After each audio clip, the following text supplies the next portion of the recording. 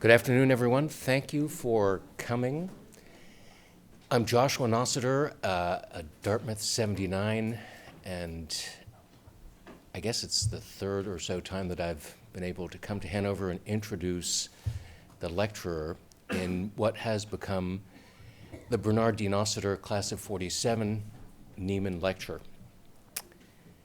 At a time when many reporters didn't have college degrees, Bernard Nossiter, my father, had a master's in economics, and his intention was to change the world a la John Maynard Keynes, until he fell into conversation with one of his professors at Harvard, a guy named Joseph Schumpeter, who agreed with him that economics was more a game than not. And so Dad turned to newspapering instead.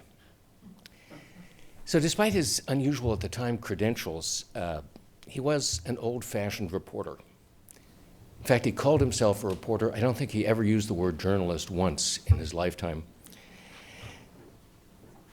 He thought reporting was all about getting the story right.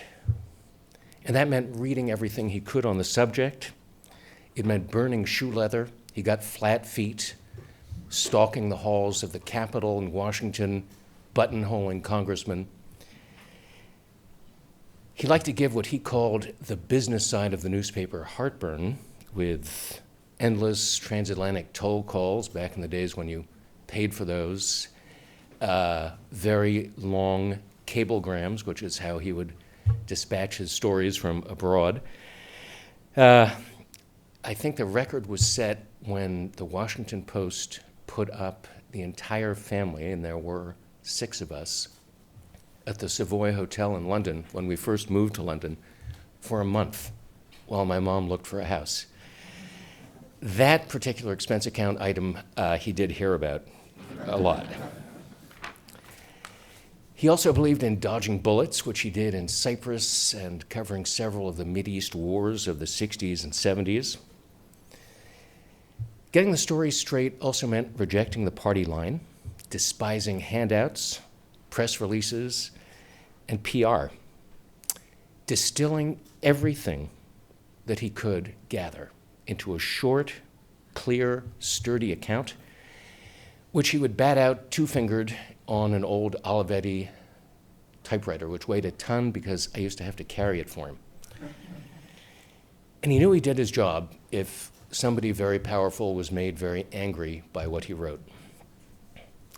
Here in Hanover, 20 years and a week ago today, John Kenneth Galbraith delivered the first lecture in this series. And it was friendship for my father that brought him here. He talked about how financial turpitude too often lay behind economic policy, about how military adventurism too often dominates foreign policy, about how economies prosper not so much by fighting inflation, but by putting people to work and delivering adequate housing and care and education. Those were themes that my dad wrote about too in 5 books, and as European economics correspondent for the Washington Post, South Asia bureau chief for the Washington Post, London bureau chief for the Post, and then the New York Times correspondent at the United Nations. And like our distinguished guest tonight, Henry Chu, Dad was a Nieman Fellow at Harvard back in the 60s. Like Henry, he adored the experience. For somebody with insatiable intellectual curiosity, it was a year-long banquet. Any course you want to take, anything you wanted to do, except writing a book. You weren't supposed to spend your time writing a book, and Dad had a problem with constraints in general. He traveled the globe several times and thought that passports were an abomination. And because he didn't like constraints, he wrote a book while he was a Nieman Fellow. His first book, it was called The Mythmakers, and Galbraith wrote the dust jacket blurb, and he wrote, "Nossiter's idea is to cultivate belief rather than fashionable applause. This revolutionary notion has made him one of the country's most influential economic reporters." Dad enjoyed the fact that whatever issues the Nieman Foundation had with the way he spent his time there, his book actually wound up being taught in an economics course at Harvard for many years. For both Galbraith and my father, mendacious officials didn't misspeak or misremember, they lied. Greedy corporations didn't take advantage of market conditions or creative accounting. They stole and then cooked the books. Neither had any interest in the pretense of unbias and nonpartisanship held up as an ideal nowadays, and both delighted in treating wealthy and powerful malefactors with complete and even-handed disdain. Galbraith's unspokenness banished him to India as the US ambassador, which didn't stop him from firing back lengthy tutorial memos to his boss, John F. Kennedy. As a young senator and Georgetown neighbor of ours, JFK used to invite Dad out to the family estate in Virginia to play touch football. Dad loved those games, he loved the company, but he knew exactly why he was there. He never lost sight of that.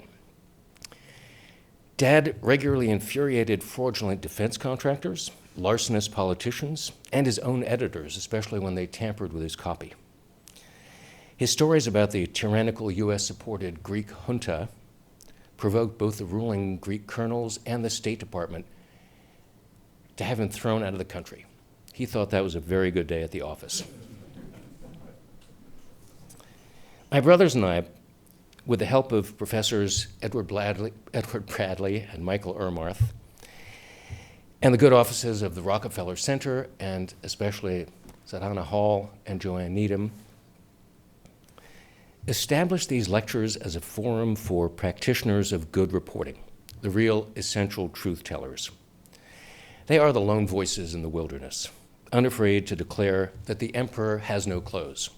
That was my dad's favorite story. He didn't think it was a fairy tale. We need those voices now more than ever. Henry Chu, London bureau chief of the LA Times, is one such. As Washington Post London bureau chief in the 70s, when a common European currency was in the air, Dad irritated almost everyone by predicting that should Europe travel that road, everyone's economies would be dictated by the Bundesbank in Germany. Don't call him prescient. I'm sure Henry is going to have a lot to say about that. Thank you.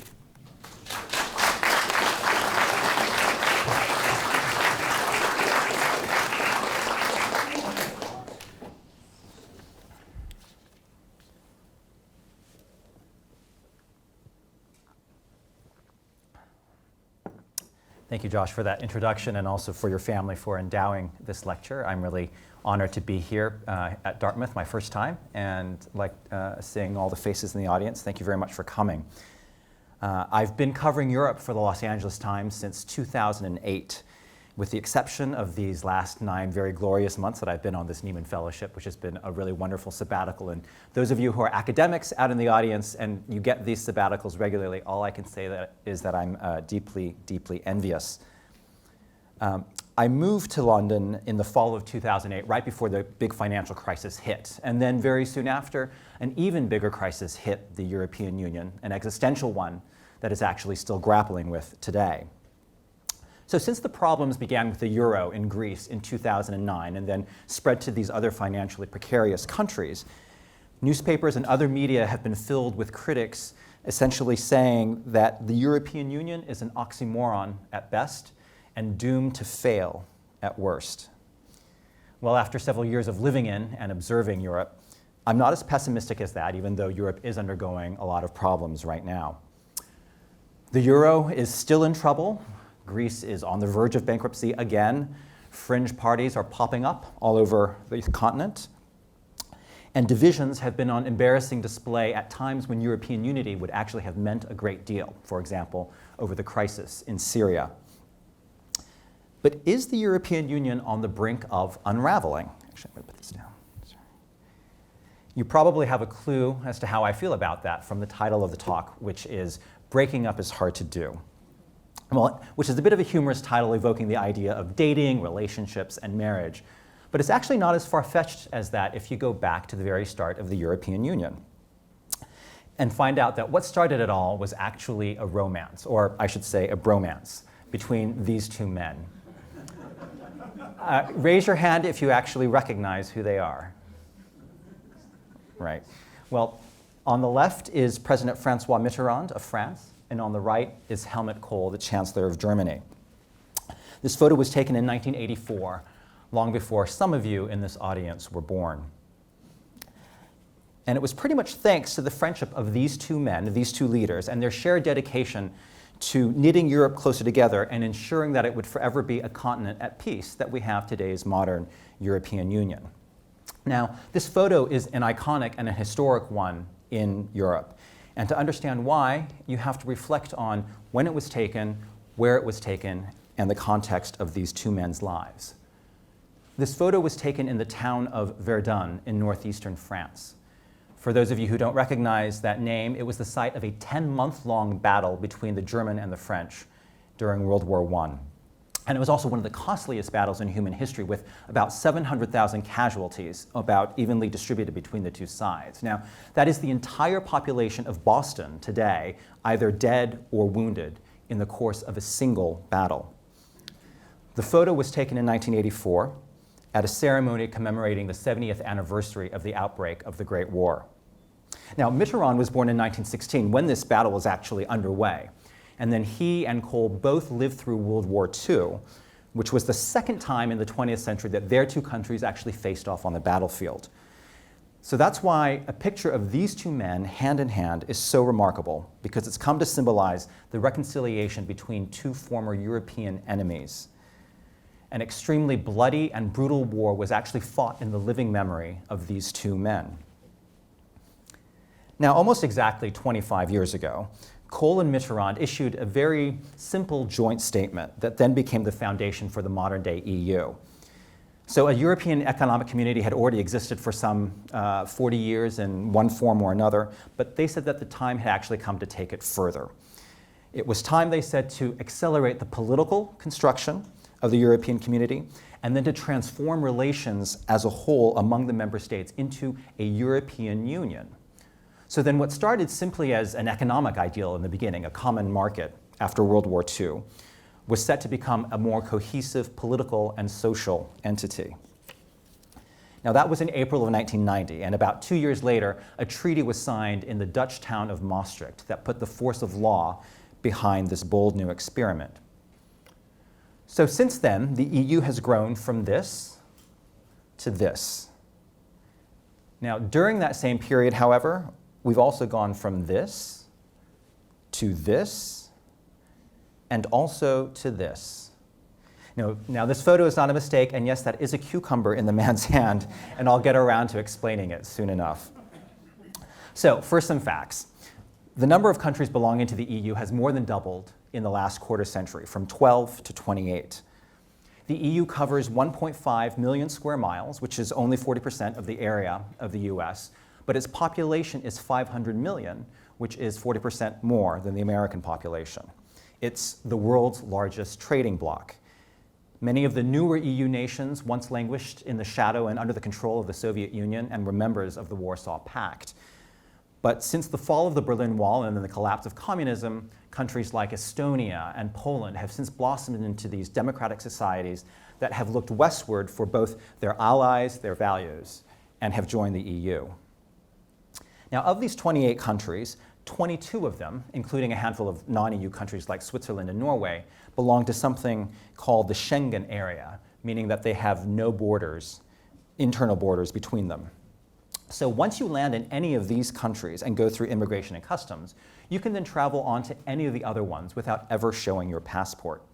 So when I was a student many years ago, the idea of backpacking through Europe meant getting on a slow train and then waking up in the middle of the night when I was crossing the border between France and Spain, and then rooting around in my backpack to take out documents to show border control agents.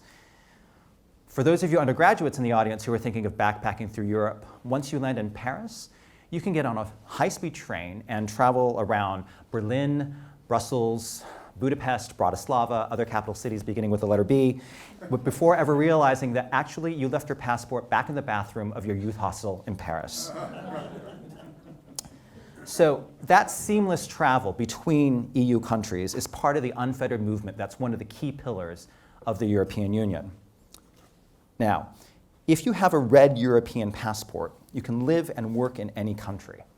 So imagine that you were born in a small town in Finland. And imagine that soon enough you got sick of nearly 24-hour darkness in the winters, the cold temperatures, and then you decided on a whim that you wanted to try living and working in Barcelona. Now imagine that you can do this with as easily as somebody from Alaska decides that they want to move to Alabama without any questions asked for a job, for love, or for just purely the sake of adventure. This right to settle anywhere in the EU has a powerful hold on the imagination of Europeans today, and many of them exercise their right to do so. And then just as that hypothetical person from Alaska can keep on using the dollars in her purse in every state that she goes through on her way to Alabama, that Finnish sun worshiper can use the same bills in his wallet in most of the countries that he travels to on his way to Spain. He doesn't have to exchange Finnish marka notes and coins for drachma or pesetas or shillings or skudos or guilders. The euros in his pocket are worth exactly the same in every country. In fact, I wonder if all of you know which countries actually use those currencies I just mentioned. Who can tell me which country used the escudo? That's right, that's Portugal. A little tougher one, I think. How about the shilling?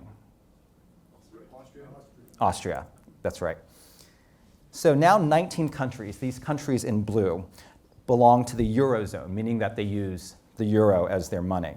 And this has been a boon not just for tourists who only have to get used to one currency and then don't have to look up all these pesky exchange rates from country to country, but also for investors and companies that can do business easily across borders and don't have to look up pesky exchange rates going from country to country. So you have freedom of movement and then a single currency. And these are two of the most important pillars of the European Union today. They're part of that noble project of transforming relations that Helmut Kohl and Francois Mitterrand talked about, of turning Europe into far more than the sum of its parts. But now these two key pillars are under heavy attack from both within and without, and the project of European unity is in real trouble. So in most EU countries, the issue of immigration has become a very fraught one, both politically and emotionally.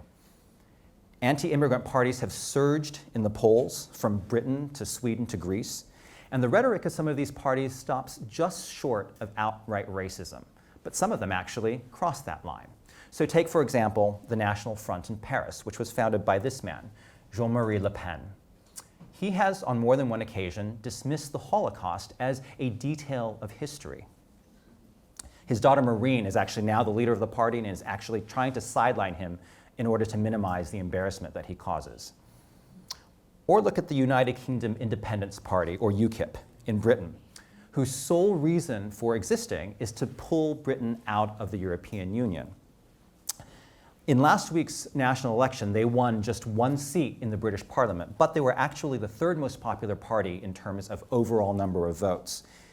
And they might have had more success in ousting Conservative and Labour Party candidates if they weren't busy going around expelling their own candidates for spouting overtly racist opinions. So for example, in Northern England, a UKIP candidate was being investigated for posting a photo onto his Facebook page of two children holding monkeys and then making a joke about interracial marriage. Another UKIP candidate was suspended for saying that his opponent, who was of Sri Lankan descent, wasn't British enough to be a member of parliament, even though his opponent's family had come from Sri Lanka more than 40 years ago. And a UKIP local councilwoman was also kicked out of the party after saying that she had a problem with Negroes. So just as is the case here in the US, a lot of this anti-immigrant sentiment is based on economic resentment, of fear that these immigrants are going to steal the jobs of natives. In Britain, there's been this persistent image of the Polish plumber. More recently, there have been fears of floods of Bulgarians and Romanians going to richer EU countries, where they get accused, on the one hand, of coming and stealing the jobs, or on the other hand, of coming not to work and sponging off of the welfare system. So it's a no-win situation for them. But the truth is that these floods never materialized. Bulgarians and Romanians were allowed to work and settle anywhere in the EU starting on New Year's Day of last year, 2014. And the night before, New Year's Eve, you have the ridiculous spectacle of hordes of British reporters camped out at an airport in London, waiting to interview the expected new arrivals, and then all of them accosting the same one bewildered Romanian guy who showed up because he came to work at a car wash. By the way, that guy, whose name is Victor, was recently interviewed on his first anniversary of being in Britain, and he said that people are so loud in Britain, and on Friday nights the girls are so drunk, and that he's hoping to move back to Romania in a few years after saving up enough money. So British Prime Minister David Cameron has had to acknowledge that immigration by Bulgarians and Romanians is actually at a reasonable level. But that didn't stop him from jumping on the bandwagon during the election and moaning to voters about the need to limit immigrants from Eastern European countries, which, under EU rules, is actually not an option. Germany has seen similar debates, and there the fears have been equally unfounded. There has been no huge influx of Bulgarians and Romanians. Before the rules were liberalized last year, there were already about 350,000 Bulgarians and Romanians living in Germany. And of these, the average education level was actually higher than the average German education level. A lot of them are skilled workers. They are doctors and healthcare professionals who have moved to Germany where the pay is better. They've filled the jobs vacated by German doctors and German healthcare professionals who have moved to Switzerland where, guess what, the pay is better. And remember what I said about the undercurrent of racism that animates a lot of this debate over immigration. You definitely see that with Bulgarians and Romanians. For many of these anti-immigrant campaigners, the very words Bulgarians and Romanians are actually code for something else, for Roma, or the people also known as gypsies. Roma are looked down on and discriminated against throughout Europe as a dirty, thieving people who would sooner rob you than look at you. And they're the ones whom anti-immigrant activists have in mind when they talk about Bulgarian and Romanian migrants not being compatible with civilized Germans. This is an especially sensitive topic in Germany because, as you might know, tens of thousands, perhaps hundreds of thousands of Roma were killed by the Nazis in extermination camps because they didn't have proper Aryan blood. A politician from Germany's ruling Christian Democratic Party commented that foreign welfare abusers, meaning Bulgarians and Romanians, ought to be fingerprinted and deported so they couldn't come back into Germany, which then provoked a very angry reaction from the Romanian prime minister, who accused him of having a Nazi mindset. Now, it's not only migration within the EU that's causing strain, of course. It's also this fear of a rising tide of immigrants from Muslim countries in North Africa and the Middle East. Many of these immigrants are refugees who are fleeing Islamic extremism in their own countries, only then to be regarded as potential terrorists in their adopted nations. Now, it's true that Europe does need to deal with illegal immigration, which, to be clear, migration between EU countries within the EU is not. The borders of southern European nations are especially porous, and coincidentally, or not so coincidentally, these are the poorer countries and often cannot afford the money for better border patrols. So Bulgaria's solution has been to build a fence that's eventually going to stretch 100 miles long between it and Turkey. Now, this is an ironic development because Bulgaria used to have a wall already, and that was during the Cold War when it was under the effective control of the Soviet Union. Only at that time, the wall was to keep Bulgarians from sneaking out, and this wall is to keep others from sneaking in. Panic over a possible influx of immigrants has sent EU officials scrambling for solutions that actually sometimes violate their most cherished principles. So 4 years ago, France and Italy suggested reintroducing internal border controls in special cases, essentially meaning whenever they feared that a flood of immigrants that had entered the EU through one country were now headed for their own. And that idea generated a lot of protest. In Denmark, largely at the insistence of an influential right-wing anti-immigrant party, the government there is now reintroducing spot checks on its borders with Germany and Sweden, which it says is to keep out the smuggling of goods, but which critics say is a front for trying to prevent the entry of undesirable immigrants. But turning into Fortress Europe is no real solution. We saw the catastrophic cost of that last month with the capsizing of that vessel off the Libyan coast, which resulted in the drowning of perhaps as many as 800 people. Political and economic refugees are literally dying to get to Europe, and fences are not going to stop them. For both practical and humanitarian reasons, the EU needs to come up with a more sensible policy to deal with refugees and immigrants, because people will keep coming. Last year, at least 200,000 refugees are known to have made their way through Europe's land and sea borders, but of course, thousands more got in undetected. And they keep coming because, for all its problems, all its flaws, Europe still remains a beacon. To millions of people around the world, Europe represents, yes, economic opportunity, but also it stands for freedom, for democracy, for the rule of law. For many people, Europe means the recognition of their basic humanity, where decent health care is a right, not a benefit, where a social safety net catches those who are most in need. I don't know if any of you actually followed the British election, but even there, the Conservative Party competed with the other parties over who would be the best protector of the National Health Service and spend the most money shoring it up.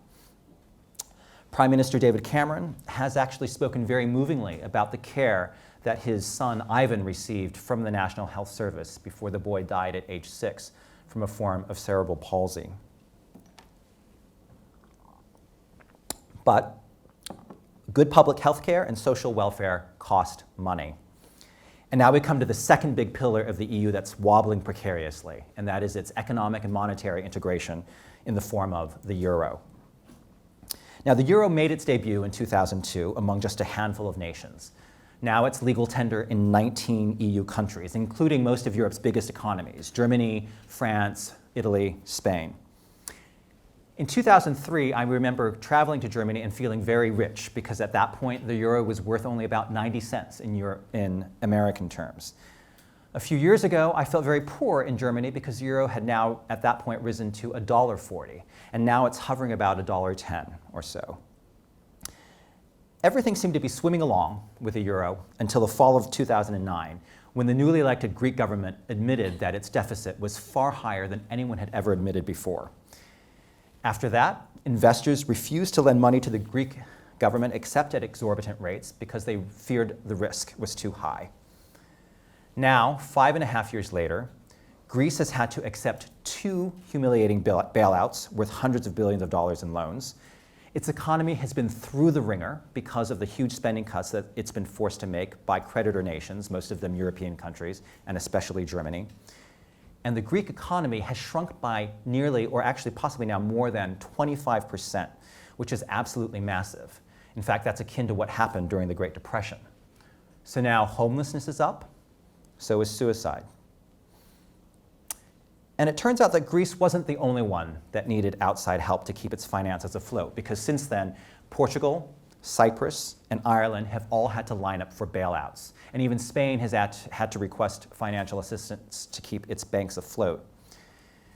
During the dark days of 2012, there was a real fear that investors would start making it so expensive for Spain and Italy to borrow money that they would need bailouts, which would then completely overwhelm the resources of Europe. I covered many of the emergency EU summits in Brussels that year, and the constant refrain then was that Europe's leaders had 10 days to save the euro because they just kept stumbling from one inadequate stopgap solution to the next. It was a pretty sorry display of crisis management. They often held their summits on weekends and then scurried around pathetically to get an agreement nailed down in time for the markets opening on Monday morning, which told you who really was calling the shots. So in fact, it wasn't any elected leader who finally calmed things down. It was this man, Mario Draghi, who was the head of the European Central Bank in Frankfurt.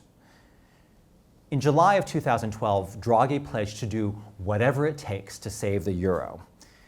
And that soothed the nerves of investors and halted the momentum of the crisis. If he hadn't done that, the euro could well have imploded, which would have had repercussions not just for Europe, but actually for the worldwide economy. So to try to keep a lid on the situation, the guiding principle is now the gospel according to Saint Angela, by which I mean, of course, Angela Merkel, who is now the Chancellor of Germany. To the extent that there's been a real leader in this crisis, she is it, and that's as much by default as anything else, since she's the head of Europe's biggest economy and the country that's provided the most money for the bailouts. And her recipe for recovery has been to insist that countries across Europe make large spending cuts to reduce their deficits and their debt. So now, from Ireland all the way down to Greece, Europe is essentially one big austerity land. Merkel's model for this is the Swabian housewife in southwestern Germany, this archetypal figure that she's invoked on several occasions. So the Swabian housewife is a woman who budgets wisely and spends within her means to make sure that her family finances are on sound footing. Now, that kind of virtuous behavior might work for a household, but for the world's largest trading bloc, I'm not so sure. I'm not an economist, but I've spoken to enough of them to conclude that this has been a completely misguided policy. Or to use a domestic analogy that Merkel's Swabian housewife might appreciate, crash diets seldom work, and sometimes they make things worse. Now, there's no doubt that countries like Spain and Greece really needed to take a hard look at their finances and to exercise a little bit more discipline in spending. But everyone cutting so much, so fast at the same time has essentially turned out to be a collective kneecapping that has hobbled the entire region economically. It has depressed demand and really put a damper on growth. And then, as their economies shrank, these European countries saw their public debt burdens rise instead of fall, which was exactly the opposite of what was supposed to happen. So this helps explain why the EU's recovery from the recession has been so much weaker than in the US or Japan. In the US and Japan, the central banks essentially printed more dollars and more yen to fuel their recoveries. And Angela Merkel would have none of this. Finally, last year, Mario Draghi of the European Central Bank just decided to ignore her and started to print more euros. There have also been some other changes and a belated recognition that all austerity, all the time, is not a good idea. But the fallout has been expensive. The weaker countries in the EU are now grappling with extremely high unemployment. In Spain and Greece, the unemployment for young people actually now tops 50%. So all of you undergraduates in the audience, imagine that you're now all out in the workforce, and fewer than half of you can actually find a job. That is a sobering situation, and there's a real danger of a lost generation in Europe. And who do many people blame for imposing these harsh cuts and this difficult situation on much of Europe? Angela Merkel, which explains this photo I showed earlier of an elderly Greek protester. Now, it isn't fair to say that it's all Merkel's fault. She's in an extremely tough position. She didn't ask to be what one commentator from Germany described to me as the Queen of Europe. And so now we come to one of the great historical ironies of our time. For the last 70 years, Germany's grand national ambition has basically been not to have one. They had already fought and lost 2 world wars and carried out a horrific genocide. So after World War II, the Germans contritely set about trying to work their way back into the European fold. They kept their heads down and concentrated on rebuilding their economy, and then dutifully left continental leadership to others, like France. But the German economy has been such a roaring success that now the government of Berlin finds itself right back where it's not supposed to be, which is dominating Europe. These days, whoever holds the purse strings is the one who calls the shots, and Germany is now the EU's richest as well as its most populous nation. But power has always been a very tricky business in Germany. As one German analyst said to me, we've never gotten it right. And because of the country's terrible past, Merkel's government is caught in this classic damned if you do, damned if you don't position, where on the one hand they're accused of being power hungry and overstepping their bounds, or on the other hand accused of not using their power enough. It's a no-win situation. In 2011, as the Euro crisis was really beginning to build momentum, Poland's top diplomat, Radoslaw Sikorski, said, "I will probably be the first Polish foreign minister in history to say so, but here it is. I fear German power less than I'm beginning to fear German inactivity. He went on to say that the euro collapsing presented actually a larger threat to Poland than tanks or missiles, and he called on Germany to take the lead in resolving the situation. Unfortunately, though, the German government has sometimes been its own worst enemy, doing things that really show a political tin ear. So, for example, a senior official in Merkel's ruling party made people gasp when he declared that, now that Berlin was setting the agenda, Europe is speaking German now. She had to disavow those comments. And then came the revelation that some German lawmakers got a chance to see the Irish government's proposed budget before Irish lawmakers did, which then made them think who was really calling the shots. I mean, imagine if a group of Mexican lawmakers got a chance to see the Obama administration's government budget proposal before members of Congress did. And then there was the Spanish cucumber incident. In the spring of 2011, Germany suffered a very bad outbreak of E. coli poisoning that killed at least 30 people and sickened thousands more. And it didn't take Germany long to point its fingers at the culprit: cucumbers imported from Spain. That turned out to be wrong. And then suspicion fell on food from other European nations, including Portugal and Italy. That turned out to be wrong too. But in an age of Facebook and Twitter, where word spreads faster than disease, the damage had already been done. And Spanish farmers were left to let tons of their harvest rot, which then made them lose hundreds of millions of dollars. So finally, German scientists pinpointed the source of the E. coli, and guess what? It was in their own backyard. It was organic bean sprouts grown on a farm in Lower Saxony.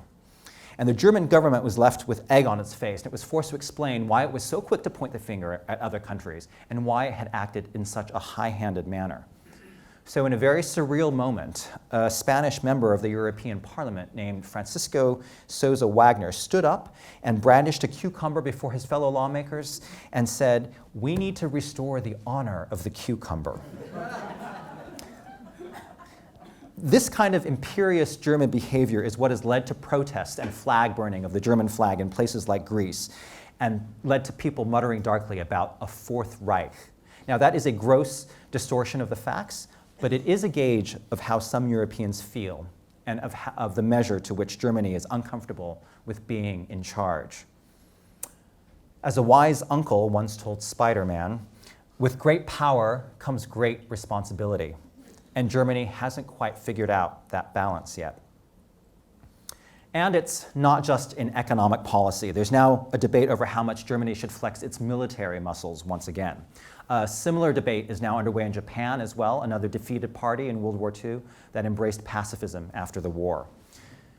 Germany's Western allies, including the US and Britain and France, were horrified when Merkel's government abstained on the UN resolution authorizing force to protect civilians in Libya.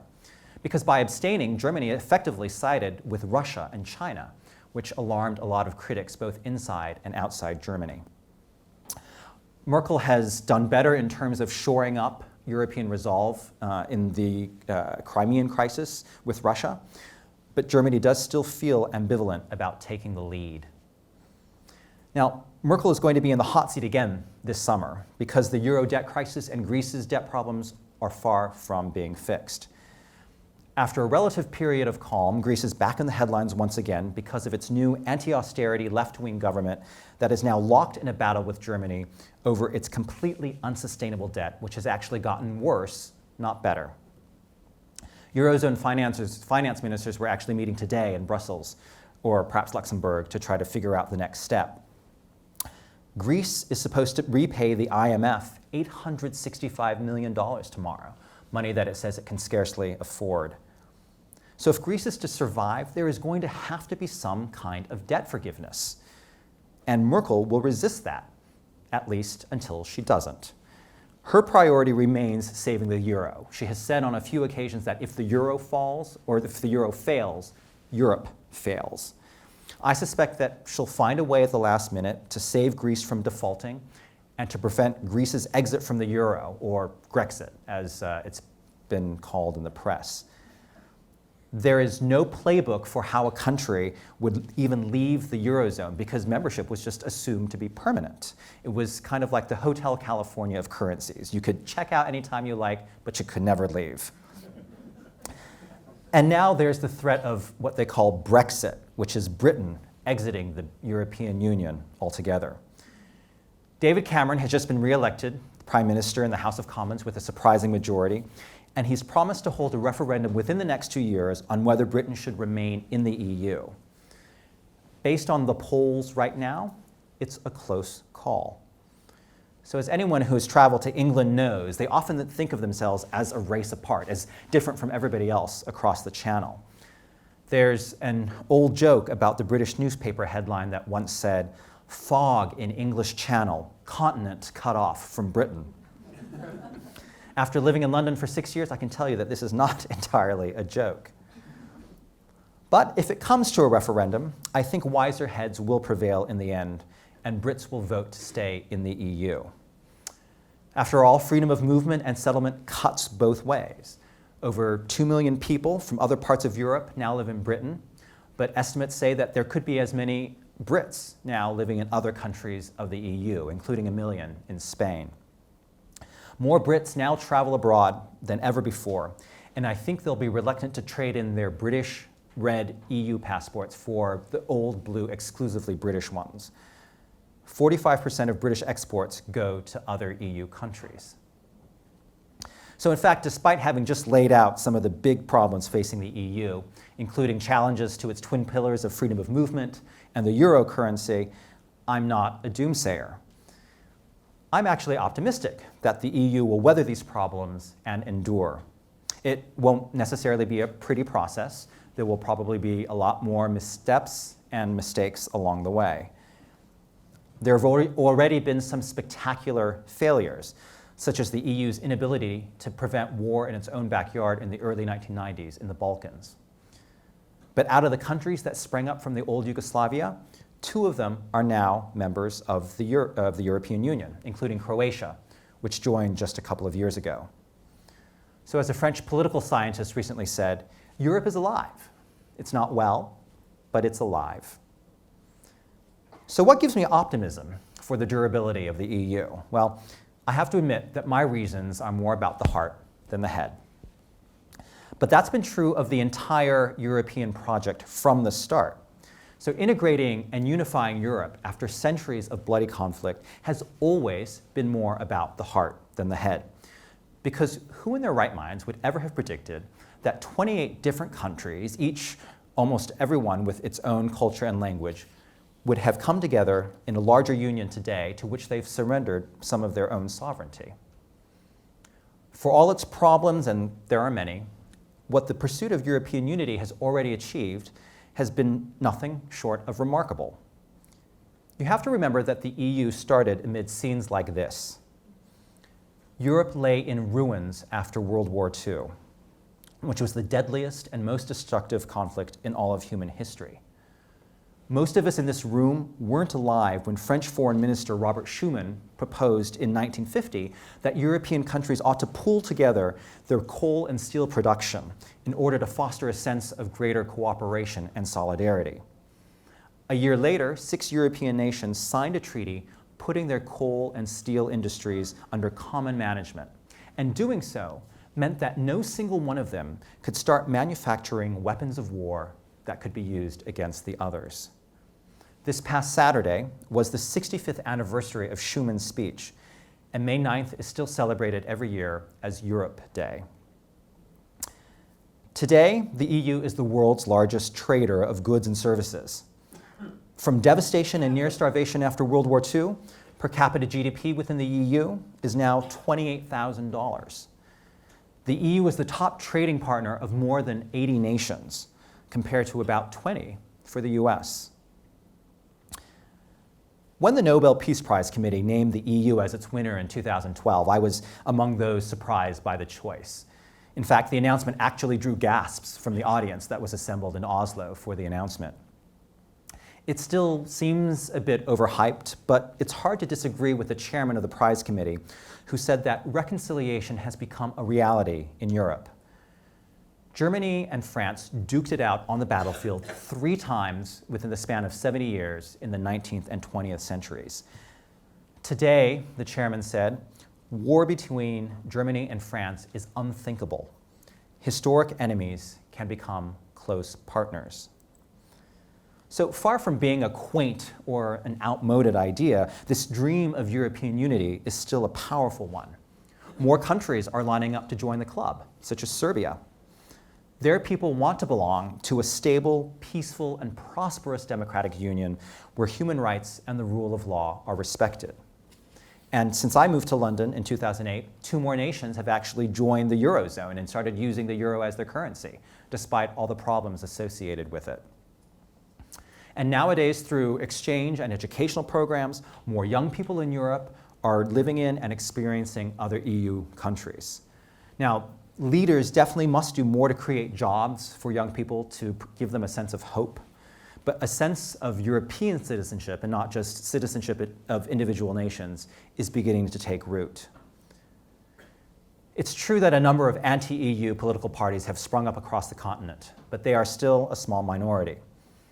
And there are also various separatist movements in Europe, which critics point to as evidence of division and the failure of the EU. So, some of Scotland wants to be independent, Catalonia wants to secede from Spain, and even Venice wants to become a separate state again. But look closer at these secession movements, and what you'll see is that rather than being a symbol of the failure of the EU, they're actually a testament to the EU's success. These breakaway regions all envision themselves as members of the EU, not as these remote, small, isolated nations striking it out on their own. They see the EU as a necessary bulwark in an increasingly competitive and globalized world. The EU's collective financial, military, and economic clout offer them so much more than they could have on their own. So as I said, the EU is a matter of the heart, not the head. It will take sensible policies and strong leadership to keep it all intact. But we shouldn't underestimate the political will that's behind this grand project of knitting Europe closer together.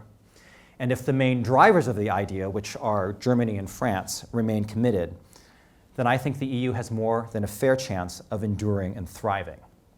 So sure, member states will continue to bicker and fight, as happened in the best of marriages. At times, they'll need some good, impartial counseling. But breaking up is hard to do, especially when your survival and your well-being and that of your children and your children's children are at stake. As we've heard said about banks and corporations, there are also some ideas that are too big to fail. A united, stable, prosperous Europe, free of the bloodshed of the past, is one of them. Thank you.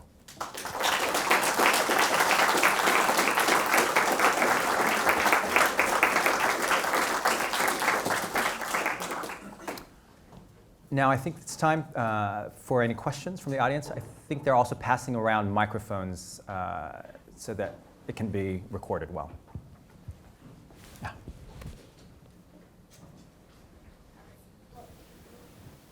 Go ahead. Oh, okay, thanks. I was wondering what you make of the situation in Switzerland. Why don't you think Switzerland has joined the EU, and why don't you think Britain could implement a similar situation as Switzerland in terms of enjoying the benefits of the free market without being under the Commission in Brussels? Yeah. Switzerland, I think, has historically decided not to join the EU, partly just because of its history of neutrality. I mean, that's been Switzerland's kind of a rallying cry for many centuries. And so I think that's one reason why they haven't joined. Norway, for example, also isn't a member. People have floated this idea in Britain that we could just be like Switzerland and Norway and be associated with the EU and have its benefits without actually being under what they say is the yoke of Brussels. But I think when you look at that argument, what's against it is the fact that neither Switzerland nor Norway has any say at all in the rules that are developed, for example, for trade and, the various treaties that are being developed. They simply have to live by the rules that the rest of the EU sets up. So I think in Britain, if they're going to remain part of the regime, the trade regime, they wouldn't want to give up the influence that they could have on actually helping to set the agenda. Otherwise, they're completely shut out from the decision-making process and only have to abide by the rules set by others. Hi. You didn't really address much, and maybe that wasn't your purpose as well, about the conflicts between the Muslims and the Christians. How much of an effect does that have across Europe? I mean, do you have any statistical evidence on the problems it's causing? For instance, so many of these refugees that were coming recently from Africa and still continue to come to Greece and Italy, where they say they don't have the financial resources to help them. So I was just wondering, how much does the religious problem affect the unity of Europe? Well, there's no doubt. In other words, do we just hear all the bad things, or are there lots of good things going on? Well, of course, we do hear a lot of the bad things. Obviously, there have been terrorist attacks, which then fuel the anti-Muslim sentiment in much of Europe. What's interesting, of course, is if you look at some of the opinion polls, there have been ones that have asked respondents, how many Muslims do you think are in your country? What's the proportion of the population? And it's completely at odds with the reality. So for example, in France, respondents say that, which has the largest concentration of Muslims anywhere in Europe, people will say, I think our population is about 20% Muslim. It's actually only 8%, but that just shows you the gap in perception, between perception and reality.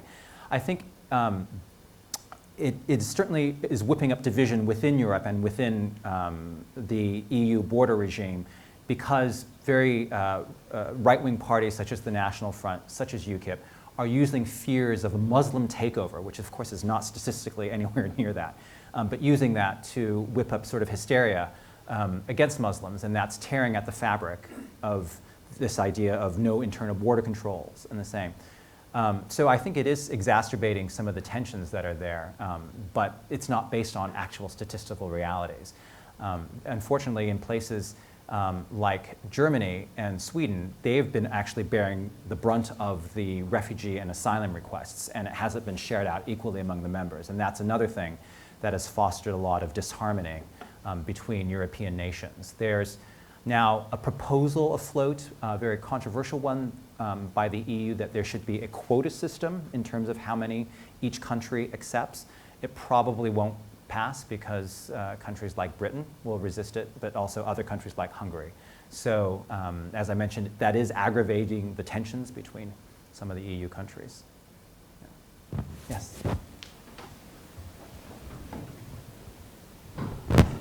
You talked about the great expansion of the EU from its initial founding. Say over the next 20 years, which countries, if any, do you see as joining the EU? I think some of the remaining Balkan countries, such as Serbia, have a good shot. I mean, there are, I think Montenegro is also a candidate nation. Iceland has had a long debate over whether it ought to join the EU or not. So after their bad financial crisis, I think they may want to do that to be part of under the EU umbrella. Turkey, I think, is still a way off.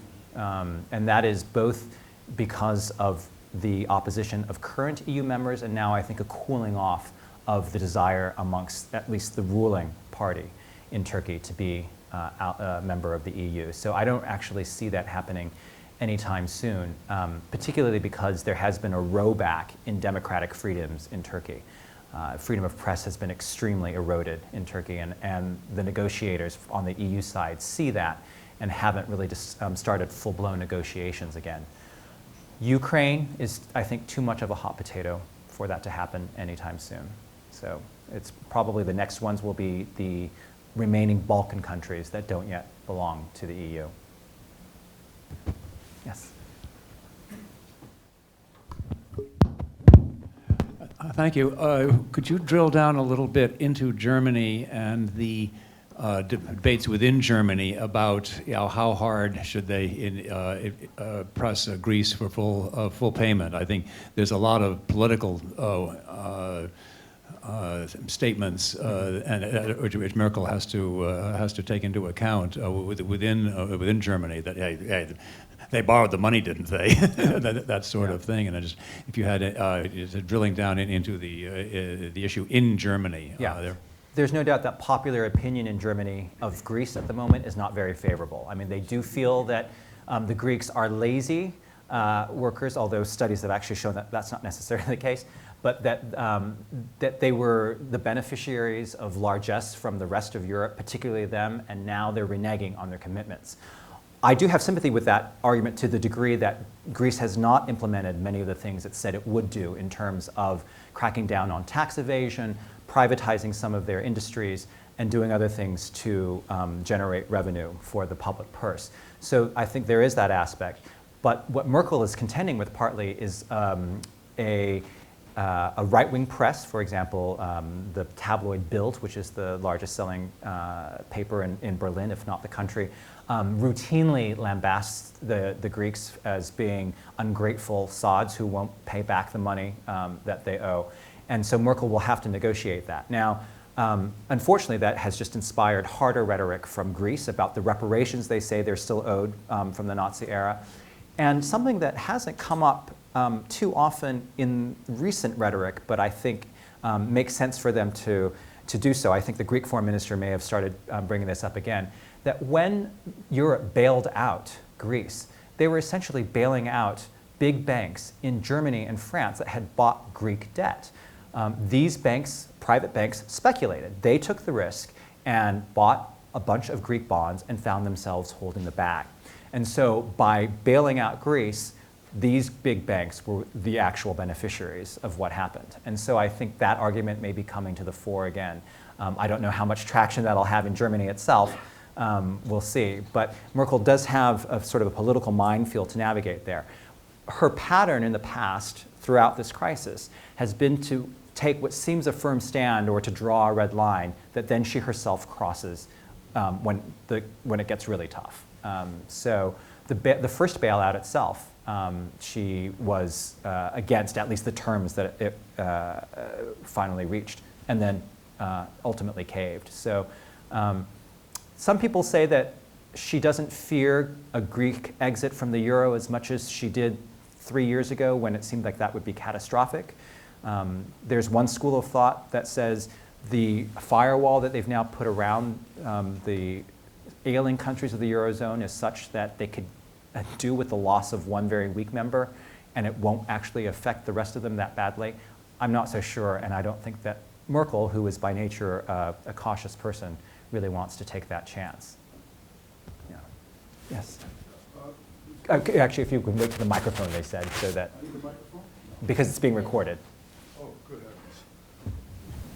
Now I'll feel very self-conscious. You've spoken a great deal about the economics, about economics as being a strong driver of disunity, but you haven't spoken very much about cultural basis for that very same feeling. And perhaps the success of Europe has increased that emotional sense of people's national identities or local identities being overwhelmed. I've lived a while in Italy. I'm Italian. And one of the things that I've always encountered is that much more than the loss of control over their economy, the people in the villages are very upset that Brussels is telling them, what salamis they can export, and their traditional dishes, their cheeses and so forth. I know this happens in France as well. And I think what's happening in Europe, I've lived in Sweden as well, is that the reality of homogenization that's occurred with the European Union and it is at an emotional level very threatening. And I think that underlies, Sweden was boasted about being the most liberal country on the face of the earth. They thought, Svenska best, Swedish is best, and we welcome people, and all they have to do is come, and within 10 years, there'll be Swedes like all the rest of us. And it hasn't happened. And maybe this also accounts for the retreat into localism, the League in Italy, the separation from the North and the South, what's happened in Spain that you mentioned, and so forth. Isn't there a retreat from the modern world, some of the same things that, I'm sorry. Well, that's my question. Yeah, well, there is a lot of resentment in various pockets of the EU, feeling that the rules that the EU has put on them, particularly in farming, for example, have been very onerous. What I would balance that against is the fact that in opinion polls, I think the most recent one was last November or December, of people across the EU, 2/3 of people said that they felt a sense of European citizenship. Now that's not 100%, so of course they haven't reached that mark. But I wouldn't discount the number of people who actually are not necessarily complaining and who are accepting themselves as both citizens of their own country. I don't think anyone feels that European citizenship completely trumps or negates their national citizenship, but that there is a larger identity to which they belong. I've certainly seen that amongst young people that I've talked to in various continental countries, not so much, well, even in Britain to a certain degree, those who have traveled. I mean, and it often, I hate to say this, it often does cleave along class lines. And so that if you have your well-traveled, cosmopolitan Brits or Italians or Berliners going to other countries, they're often the most in favor of European integration and feel the most approving of the European project. And it's those who are sort of more traditional, often in rural areas, in poor places where, again, they feel that their livelihoods are being threatened, where I think that more sort of nativist strain comes out. Yes, Ed? European solidarity is being sorely tested as we speak by the massive influx of refugees from various parts of Africa via Libya to the south coast of Italy. And the response by Italy's European partners has been less than robust. What can you say about that? That I agree with you. It's been less than robust. I mean, Italy has borne the brunt of a lot of the efforts to pick up migrants at sea, and it's been woefully underfunded by the EU. The EU cut back on the funding of its patrols of the Mediterranean. Now they say they're going to triple the amount, and they're also trying to get UN approval to go after smugglers militarily and to take them out that way. I don't know whether that's actually going to work. It will need more resources than Europe has been willing to commit. But you have a strain of thought in Europe amongst some leaders who feel that actually rescuing migrants, right, it creates moral hazard, that only incentivizes people to come because they know that they'll be plucked out of the sea. So you have to contend with that outlook as well. But I do think that as a whole, Europe has not done very well with this, and they're continuing not to do well, even though they've talked about tripling the resources. Yeah. Yes.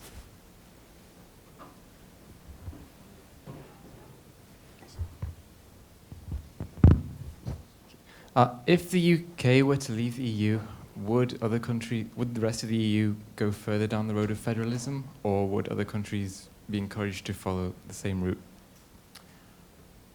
I think Britain's leaving the EU won't encourage other countries to follow suit. I mean, I think Britain is almost singular in its kind of antipathy to the EU, partly for historical reasons and also for cultural reasons. With them absent, federalism, that certainly would be a dream of some countries, often the smaller ones. But I don't think that actually is on the cards anytime soon, even if Britain were to be out of the EU, partly because Germany and France also want to, as egalitarian as they like to think themselves, also still want to continue to be the main drivers of the EU project. And they kind of like the setup the way it is at the moment. So Britain or no Britain, I'm not sure that federalism is actually quite in the cards just yet. Yes? How are Europeans feeling about military unity or agreement with the United States under NATO? And it just leads me to think about how are Europeans feeling about what the U.S. position in the world should be. I might be confusing with two questions there, I'm sorry. I think in general, NATO members, which are, it's pretty much the same overlap with the EU, are happy to be members of NATO. It's just that they're not, from the US perspective and from NATO's own perspective, living up to their obligations in terms of defense spending, that they're not really pulling their weight as they ought to be. In fact, because of austerity, so many of the countries in the EU have been cutting back on their defense budgets, Britain included, which is the US's closest ally. And I'm not quite sure I understand what you mean of what you think that their view of the US position in the world should be. I just happen to think, what does the European community feel the US position in the world should be relative to them? They demands on the US, expectations? Okay, if I get you right, I mean, my impression, although I don't have any statistical data to back this up, it's just from having covered various foreign policy issues in Europe, is that, I mean, they still do acknowledge the EU as, the US as the driver in terms of the transatlantic relationship. They don't always like that, but they do recognize in terms of military might and clout, the US, is still the sort of the leader. However, you did see, for example, with Libya, that the US took a back seat, and it was really France and Britain that was taking the lead on that. So they're willing to shoulder some of that more for themselves.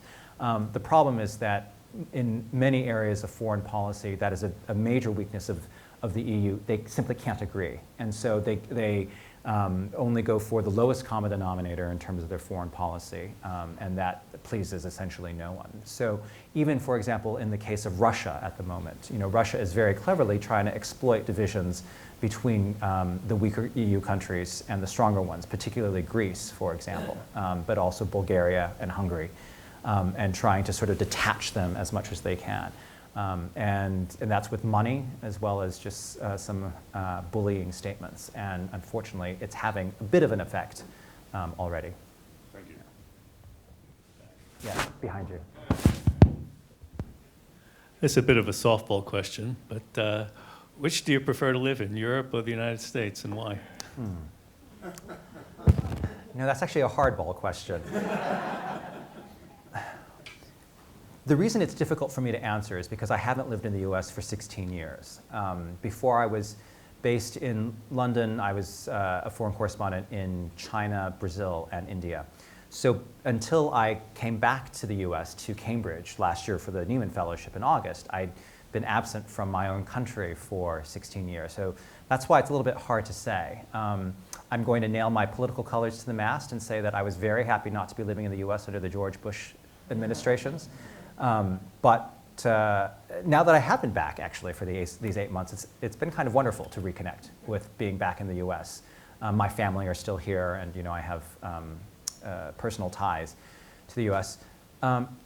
In terms of quality of life, at this point, I would still say that Europe has the edge. I like living in a country where healthcare, public healthcare, as many problems as it has, is available to all. And I tell you, if I didn't work for an American newspaper, if I could work for a British company that gave me 6 weeks of vacation from the get-go, I would. So, yeah. Yes. This is a kind of volleyball question, I guess, between your head and your heart. Okay. There was, yes, a certain Euroscepticism in your head, looking at present-day issues of currency, whether the tax systems are applied uniformly in different European members of the Union and so on. And your more optimistic presentation came from the heart. And I wonder, in trying to reconcile the head and the heart here, which is always hard to do, but when you present, I wonder if some of it isn't just a kind of short-term perspective in which Europeans take for granted what has been built up over the last 60 years, really. And it started out as a kind of antidote to the absolute horrors of earlier modern history, and you had it there with Verdun, you had it there with Dresden, you had it, in a sense, you also have it with Merkel as Hitler. you know, the Germans occupying Greece, and well, Greece had plenty of horror shows with wars of sovereign nations and so on. And that, you know, some of this is just a lack of a historical sense about, yes, the European Union has problems, but they're nothing on the order of the sort of horrific wars. And I mean, war is a great employer of young people. They just, a lot of them tended to die. And I wonder if maybe the European Union doesn't sort of present the, well, you know, at least we're not doing that old stuff anymore. We got problems now, but we don't have Verdun. Yeah. We don't have, you know, the Greek-Turkish wars of the pre-World War. You see what I'm saying? It's kind of like a lack of historical sense. Since the European project is one of hearts and minds, although I was talking about the heart, they haven't done, I think, that great of a job in terms of selling the EU to particularly, perhaps to young people who don't realize what the alternative was. So again, so the wars are completely out of the memory of anyone who's, you know, under 50 at this point. But then you also have the fact that when it comes to sort of history lessons, the people who have really imbibed it, for example, were the Nobel Prize Committee. They gave that Nobel Prize at a particular juncture in Europe's history, which was when the euro crisis was spiraling out of control and when there was a fear that the euro would break up. And so that was an actual, I think, a very deliberate political shot in the arm, so that they can make those very points that, look, war between France and Germany, which was not an uncommon thing, is now unthinkable. They need to hit at that a bit more, but yes, I agree that people are so removed from what the horrors had been that they don't quite realize, in a sense, how good they have it now. Yeah. Yes, in the back.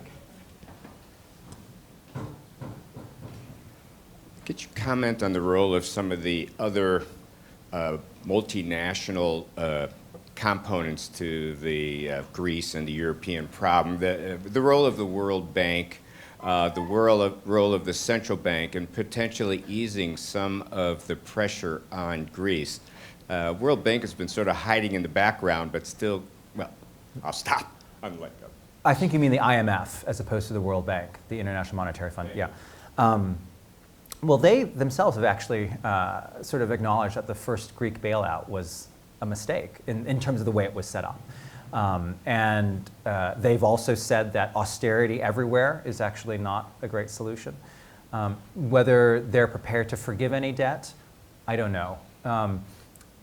Christine Lagarde, who is now the head of the IMF, was French finance minister at the time of the bailouts. I mean, she was actually deeply implicated in it herself.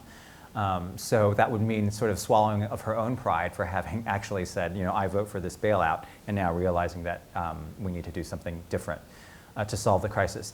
As far as the European Central Bank is concerned, that is a tough one. Mario Draghi has surprised everyone by the things that he's done, that he's actually taken the lead in calming this crisis, but he can only go so far. And in terms of, for example, forgiving some of the Greek loans that the European Central Bank has made, I don't know whether he would have the political capital to get that done amongst the other members on the bank's board of governors. So yeah, I would expect the IMF to do something before I expected the ECB to do something. And next year.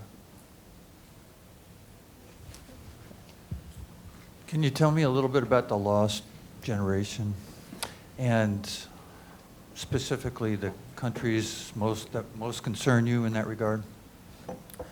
When I mentioned the lost generation, it was about this young people now, 25 and under, who are without hope and prospect in a lot of countries because the unemployment rate for them is over 50%. So Greece and Spain particularly have this problem, but it's rising in other countries such as Italy and others. In Spain, it doesn't feel as bad because Spain's what they call the gray economy has always been a huge part of their economic output. And the family system has mitigated some of the factors so that young people are living at home longer, but they're not being sort of pushed out onto the unemployment lines as quickly.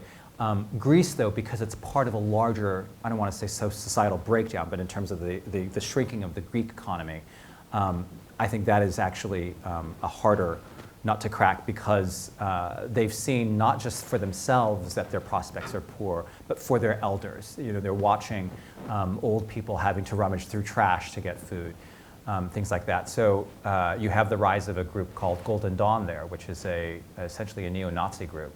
But that has attracted some young people who essentially, and mostly, sad to say, but young men, unemployed young men who don't have a whole lot of hope. So that's where I see maybe the greatest danger. And the sad thing for a place like Ireland is that during the Celtic Tiger years, when it was doing well, it was re-attracting members of the Irish diaspora back to Ireland.